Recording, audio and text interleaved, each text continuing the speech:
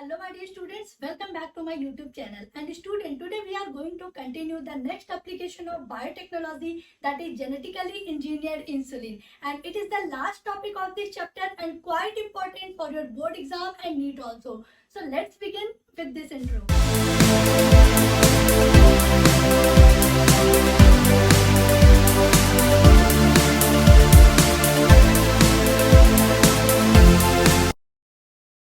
So student, अभी तक हमने देखा कि बायोटेक्नोलॉजी का अलग अलग फील्ड में अपना एक स्पेसिफिक रोल रहा है।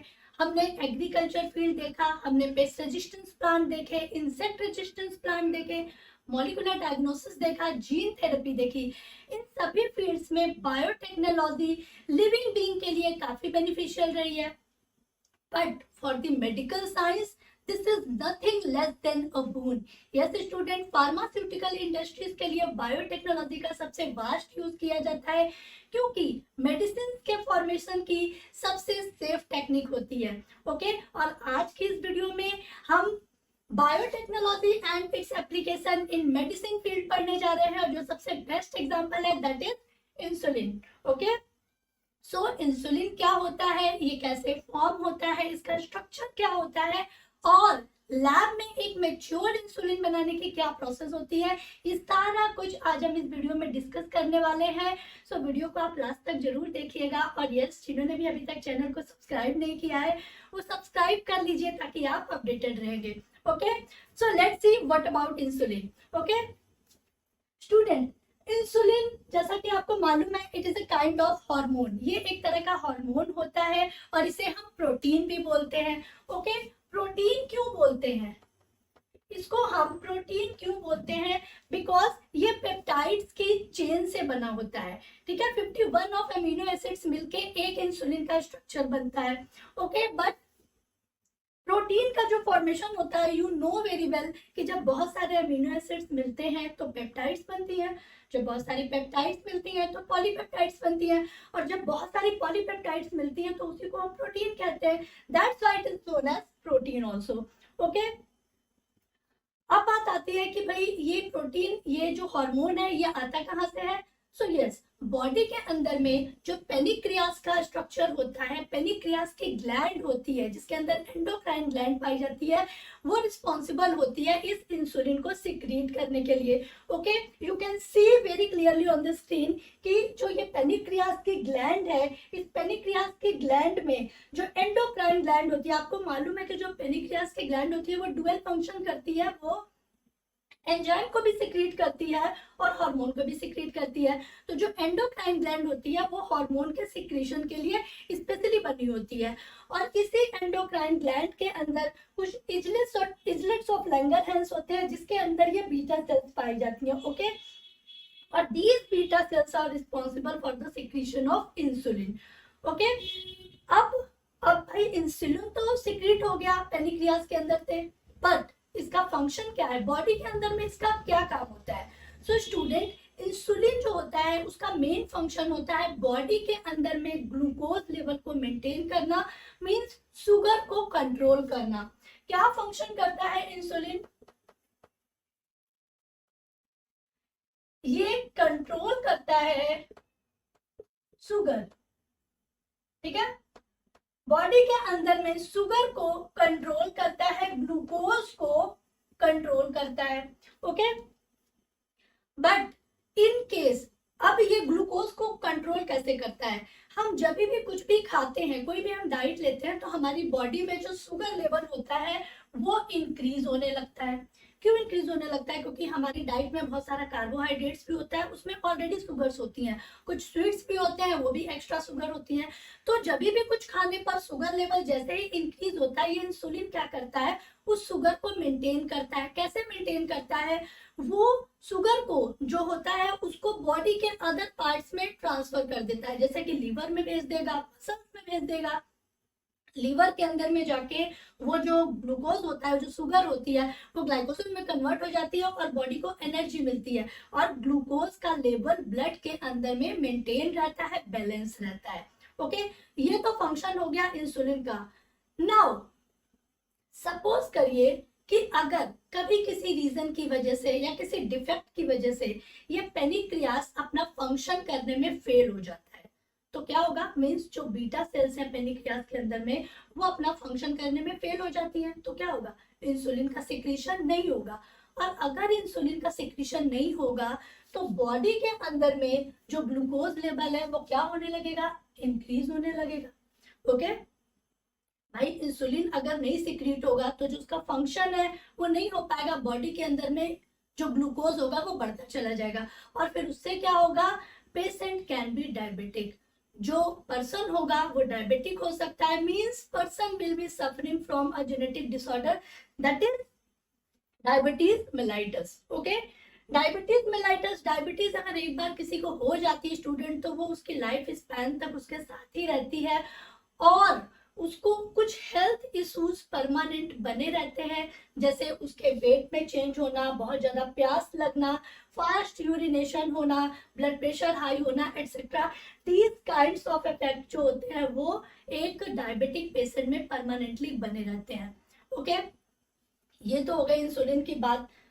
नाउ अगर हमें ये इंसुलिन हमारी बॉडी में अगर सिक्रीट नहीं हो रहा है तो हम कहाँ से लेंगे, तो ऑब्वियस सी बात है कि अगर बॉडी इंसुलिन को नहीं बना पा रही है तो हम किसी एक्सटर्नल बैरियर को यूज करेंगे।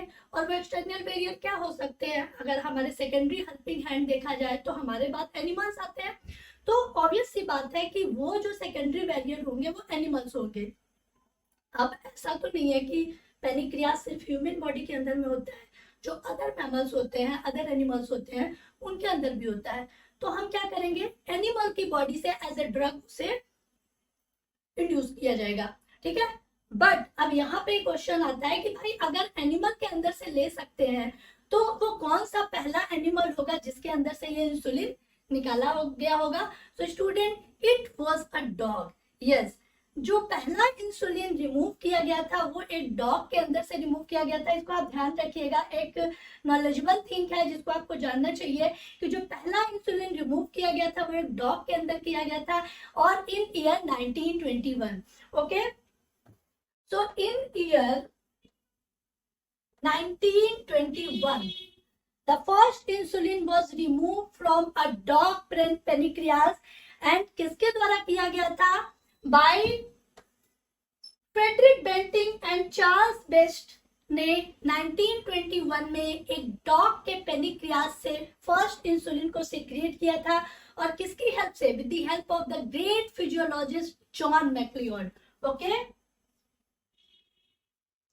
जॉन मैक्लियोड, जॉन मैक्लियोड जो एक बहुत बड़े फिजियोलॉजिस्ट है, उनकी हेल्प से डॉग के अंदर से, उसके पेनिक्रियास के अंदर से इंसुलिन को सिक्रीट किया गया था। ओके, अब ये तो पता चल गया कि डॉग से इंसुलिन को निकाला जा सकता था, बट भाई डॉग से इंसुलिन को निकालने के लिए हमें डॉग को किल करना पड़ेगा, उसे मारना पड़ेगा। और हमारे इंडिया में तो डॉग की स्लॉटरिंग नहीं होती है ना।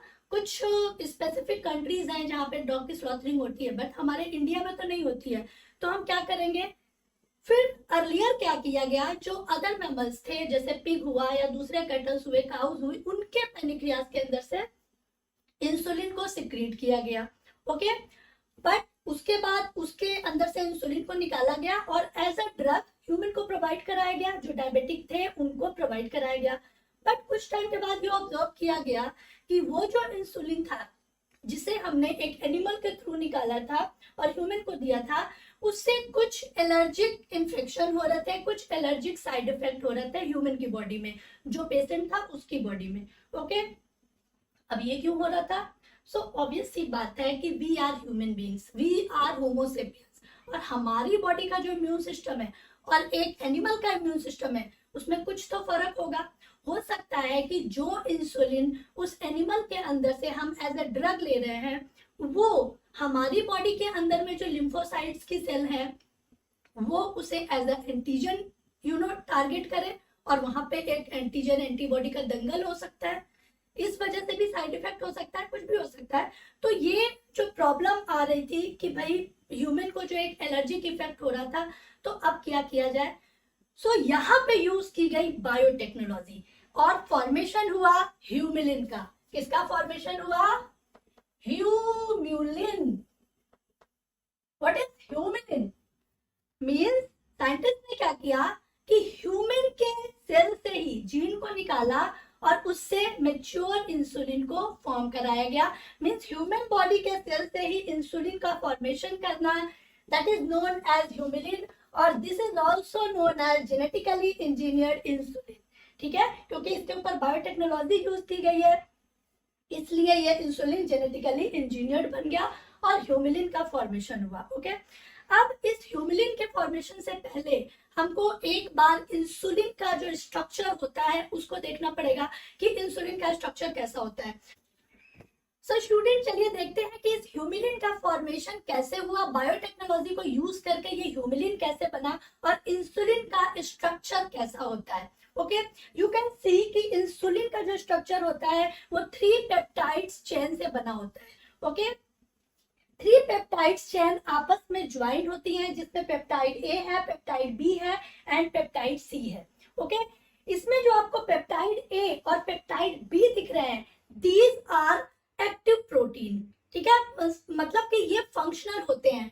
एंड जो पेप्टाइड सी है, दिस इज नॉन फंक्शनल, ये एक इनएक्टिव प्रोटीन होता है। बट चूंकि ये इंसुलिन का प्रॉपर स्ट्रक्चर है, इसमें ये पेप्टाइड सी भी इंक्लूडेड है, that's why this structure is known as proinsulin. Okay, means अगर हमारा इंसुलिन का जो स्ट्रक्चर है लाइक एज दैट, इसमें आपके 3 पेप्टाइड्स है, this is peptide A, this is peptide B and this one is peptide C.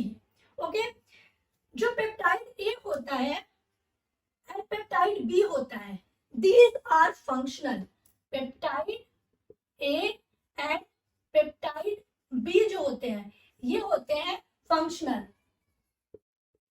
ठीक है, these are functional और एक्टिव प्रोटीन, एक्टिव प्रोटीन।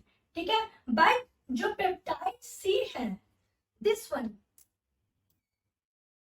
ये जो आपका पेप्टाइड सी है, इसको आप यहां तक मान लीजिए, ये जो आपका पेप्टाइड सी का स्ट्रक्चर है, दिस इज इनएक्टिव। पेप्टाइड सी जो होता है, this is inactive, inactive protein.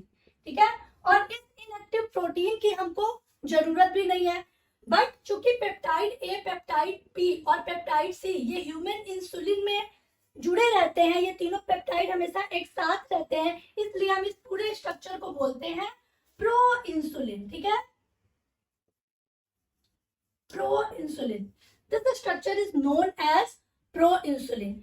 इसमें आपका जो पेप्टाइड ए होता है, इसमें नंबर ऑफ अमीनो एसिड जो होते हैं 20 एंड जो पेप्टाइड बी होता है, number of amino acid that is 21 and number of amino acid 30, और जब ये 30 plus 20 then it is gives that 51 amino acid। जो मैंने आपको स्टार्टिंग में ही बताया था कि एक ह्यूमन इंसुलिन जो होता है वो 51 ऑफ अमीनो एसिड से मिलकर बना होता है, तो वो इसी तरह से होता है। ओके, बट अब ये जो पेप्टाइड सी है जिसमें 33 ऑफ अमीनो एसिड्स होते हैं, दीज आर इनएक्टिव प्रोटीन और इसकी हमको जरूरत नहीं है। बट चूंकि हम इसको एक ह्यूमन सेल के अंदर से निकाल रहे हैं, एक पेनिक्रियास की सेल से निकाल रहे हैं, और इसके अंदर में ये भी अटैच होगा ही, क्योंकि जब भी हम जीन को बाहर निकालेंगे तो उस जीन में पेप्टाइड ए, पेप्टाइड बी और पेप्टाइड सी ये तीनों होंगे। तो यहाँ पे आपसे एक क्वेश्चन पूछा जा सकता है कि प्रो इंसुलिन में और मेच्योर इंसुलिन में क्या डिफरेंशिएशन है। देन योर आंसर इज कि प्रो इंसुलिन में पेप्टाइड ए, पेप्टाइड बी और पेप्टाइड सी तीनों ही पेप्टाइड इंक्लूडेड होते हैं, और जो आपका मेच्योर इंसुलिन है उसमें सिर्फ पेप्टाइड ए और पेप्टाइड बी होता है, जो कि ये आपके फंक्शनल और एक्टिव प्रोटीन होते हैं।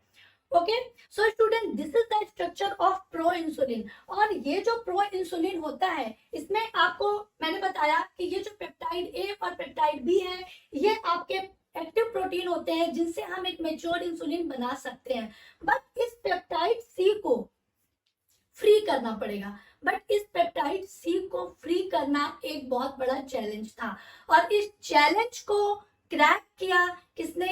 यस, एक American company Eli Lilly. Okay, In year 1983, an American company, Eli Lilly, firstly prepared two DNA sequences which are corresponding to peptide A and peptide B of human insulin, and then introduce it in a vector or in a plasmid, that is E. coli. Okay, so Eli Lilly ने क्या किया student, Eli Lilly ने एक plasmid लिया, एक vector लिया और उन्होंने डीएनए के दो सीक्वेंसेस बनाए जो कि किसके करस्पॉन्डिंग थे, चेन ए और चेन बी के. Okay, in year 1983 an American company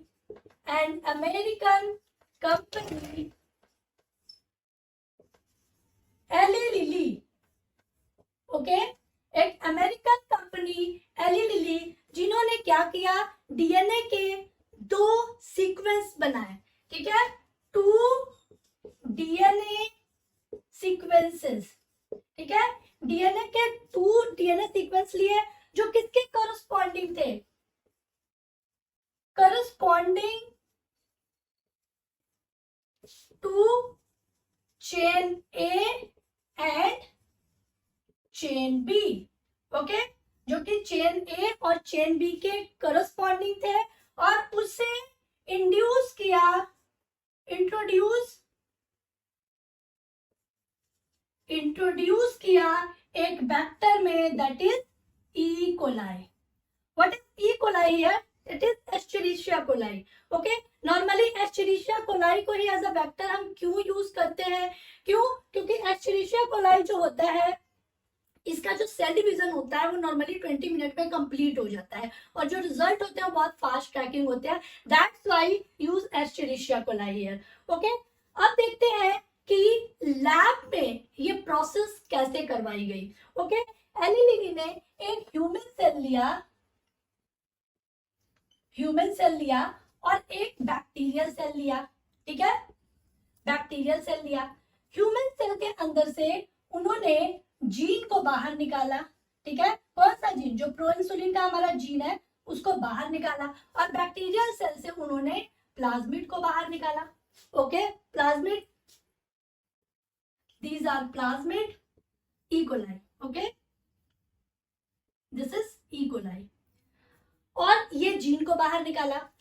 अब ये चूंकि जो जीन है वो इंसुलिन है और इंसुलिन क्या होता है, प्रो इंसुलिन है, मीन्स उसमें जो सी पेप्टाइड होगा वो भी अटैच होगा. तो वहां पे एक चैलेंज था कि उस सी पेप्टाइड को कैसे कट करेंगे. तो with the help of restriction enzyme, यहाँ पे एली लिली ने क्या किया, रिस्ट्रिक्शन एंजाइम की हेल्प से इस जीन को उन्होंने कट किया. ओके, और प्लाज्मिड को भी उन्होंने कट किया इस तरह से.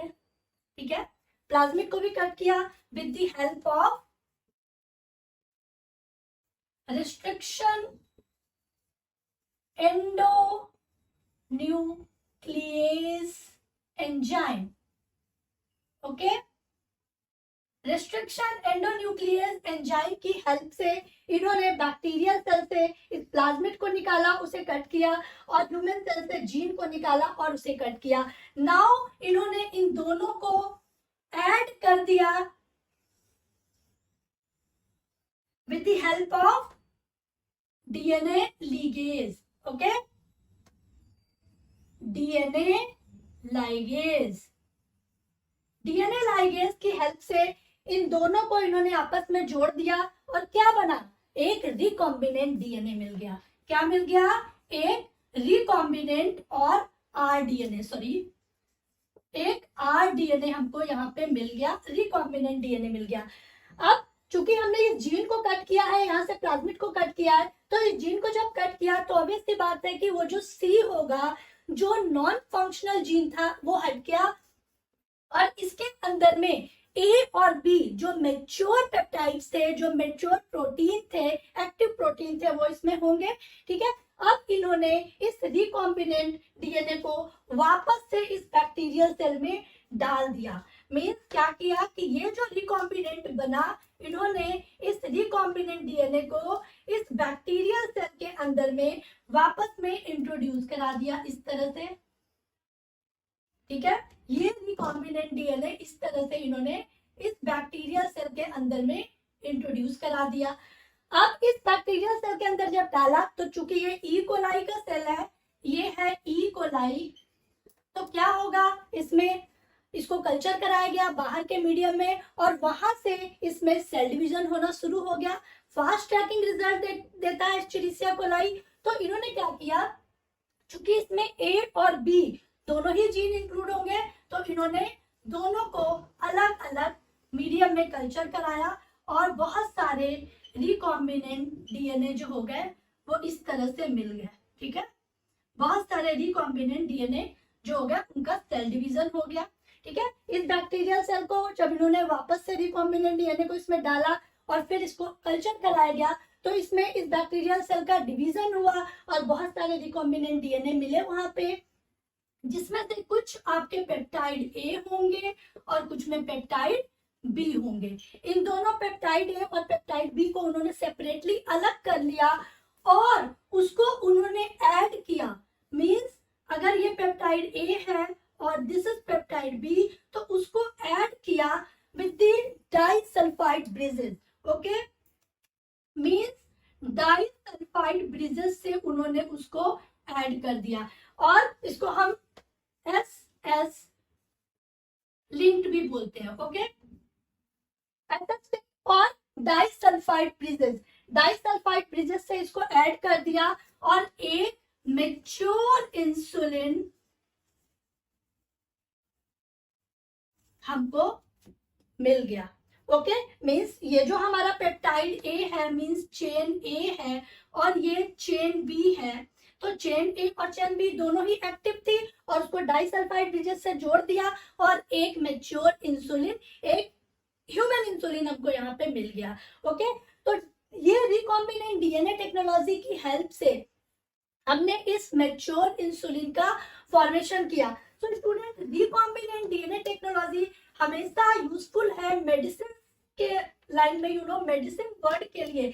रिकॉम्बिनेंट डीएनए टेक्नोलॉजी से अभी तक हमने टोटल 30 ऑफ मेडिसिन बनाई जा चुकी है, जिनमें से 12 तो आपकी इंडिया में मार्केटिंग हो चुकी है।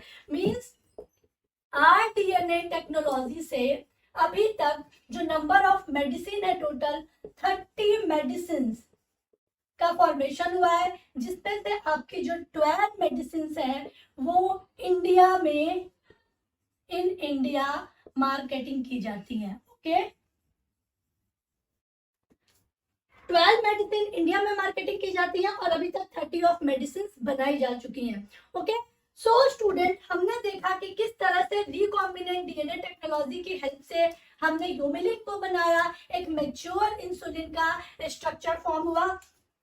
एक बार क्विक रिकैप कर लीजिए, मैं आपके लिए एक फुल चार्ट लेके आई हूँ मैच्योर इंसुलिन के फॉर्मेशन का। हमने किस तरह से, आप you can see on the screen very clearly कि किस तरह से एक ह्यूमन जो जीन है और एक आपका बैक्टीरियल सेल है और उसके अंदर से हमने बैक्टीरियल सेल से हमने प्लाज्मिड को निकाला और ह्यूमन से हमने जीन को निकाला। हमने एंडोन्यूक्लियस एंजाइम की हेल्प से कट किया और कट करने के बाद डीएनए लिगेज की हेल्प से इसको हमने अटैच किया, जोड़ दिया। ओके, अब इस आरडीएनए को, रिकॉम्बिनेंट डीएनए को हमने वापस से इस प्री बैक्टीरियल सेल में जो कोई प्लाज्मिड फ्री था उसमें हमने वापस डाल दिया और उसके बाद में वहां पर उसको मीडियम दिया, कल्चर कराया और कल्चर कराने के बाद से वहां पे बहुत सारे सेल डिवीजन हुए, जिसमें से चेन ए को और चेन बी को हमने अलग अलग सेपरेट कर लिया, मतलब जीन ए और जीन बी को हमने अलग अलग सेपरेट किया और उसे डाइसल्फाइड ब्रिजेस की हेल्प से जोड़ दिया और एक मैच्योर इंसुलिन का स्ट्रक्चर फॉर्म हुआ।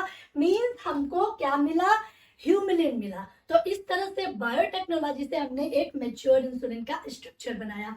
सो student, this is all about insulin और genetically engineered insulin. I hope कि आपको समझ में आया होगा, क्लियर हुआ होगा। और फिर भी अगर आपको कोई डाउट है तो आप मुझे कमेंट कर सकते हैं, मैं जरूर आपके कमेंट का आंसर दूंगी। और जो लोग भी मेरी वीडियोस को देख रहे हैं, फॉलो कर रहे हैं, उनसे प्रॉमिस करती हूँ कि मैं आपके लिए स्ट्रॉन्ग कंटेंट लेके हमेशा आती रहूंगी। बस आप फॉलो करिए और शेयर करिए। थैंक यू एंड जय हिंद।